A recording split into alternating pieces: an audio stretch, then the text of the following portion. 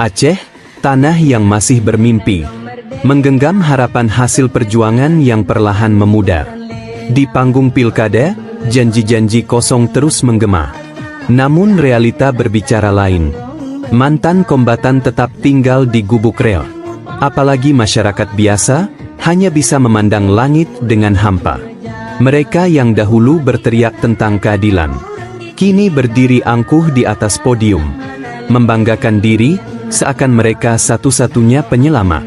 Tak peduli, sesama pejuang pun dicerca.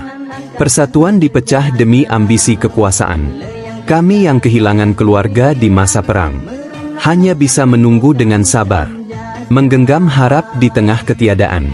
Pemimpin dari barisan yang sama, kini bergelimang harta, duduk nyaman di singgasana. Sementara di bawah, kami yang dulu setia berjuang, hanya bisa melilitkan perut dengan karet, menanti janji yang tak pernah ditepati. Mana kata-kata kalian waktu itu? Mana janji yang dikobarkan dengan penuh semangat? Kami tak iri, tak pula mengeluh. Hanya meminta keadilan untuk mereka yang telah memberikan segalanya. Ya Allah, angkatlah pemimpin yang amanah. Berikan kami pemimpin yang peduli pada rakyatnya, yang memegang janji perjuangan dengan tulus, agar mimpi Aceh yang damai dan sejahtera bukan lagi hanya bayang-bayang di cakrawala.